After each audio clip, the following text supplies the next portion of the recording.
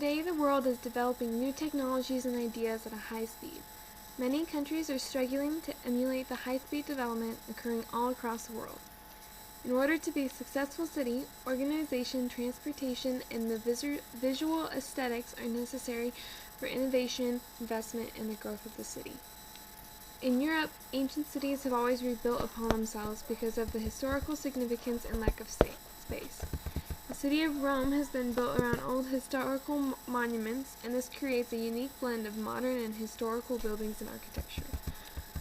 Rome began around 800 BC and was part of the Roman Empire. Rome then progressed into the medieval ages as part of the Holy Roman Empire. Today, amidst the ancient ruins is a bustling city in the Vatican, a religious capital that houses the Pope. Rome is a clustered yet beautiful city with the blend of ancient ruins mixed with newer buildings. The problem is that Italy is struggling as a country, and this includes Rome. Rome's major industries are banking and tourism, meaning Rome is dependent on its ancient ancestors to keep the city successful. Unfortunately, the interior of the city is deteriorating, and this is forcing even the locals to move to the outskirts of the city and commute to their jobs. Both metro and bus systems are useful, however, the roads are overcrowded, and this can cause problems for companies. Rome needs many improvements in modern architecture and development of the streets in order to attract new industries and investments other than tourism.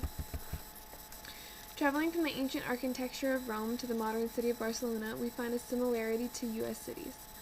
From Gaudi's unique and modern architecture to the renovation of the Olympics in 1992, Barcelona has been redesigned in order to make the entire city an accessible and successful entity. Prior to the Olympics, Barcelona was an industrial city facing away from the ocean with high unemployment and a poor economy. The Olympic funds went to creating better roads and transportation systems, and by adding a beach along the coast and more park space as well as arenas for the sports events, they created a more attractive city.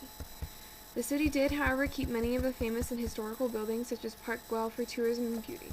They took down many run-down industrial areas to make room for improved department stores and hotels.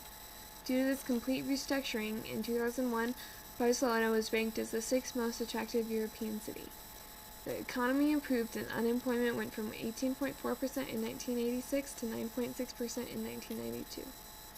Today, during the Eurozone crisis, Barcelona and Catalonia are still very successful relative to the rest of Spain and makes more than 25% of Spain's total GDP.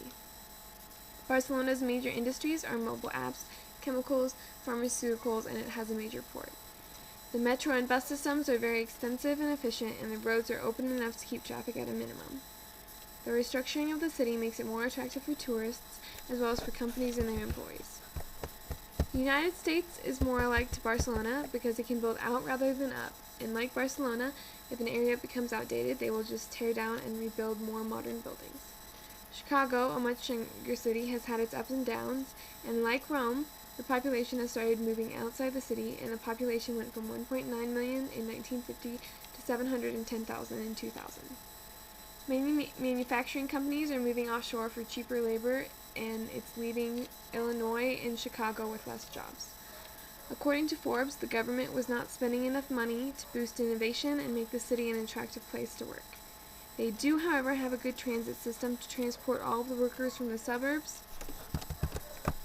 to their city jobs, making it possible for workers to access the city easily while still living the suburb lifestyle. Today, the government is working to revitalize inner-city neighborhoods, beautify the city with parks, and maintain clean air quality. With this new spending, hopefully the city will become a very attractive place for companies to locate. The difference between these three cities is what each city does to make itself more attractive for outside investment. Rome relies on its history and maintains old cobblestone streets and arcing architecture. While this gives them a unique and attractive character, it blocks new development in the cities that could bring new companies to the city. Barcelona has had a blend of old and new buildings that encourage new companies and make it very attractive for tourists and new companies alike. Chicago knocks down the old to make room for the new, and hopefully with this mindset, it is becoming an attractive and easy place for companies to locate, although it does not give the history of the reference that Barcelona and Rome do. Each city must be easy and accessible, but they also must become a unique and attractive place to work in order to become a successful city.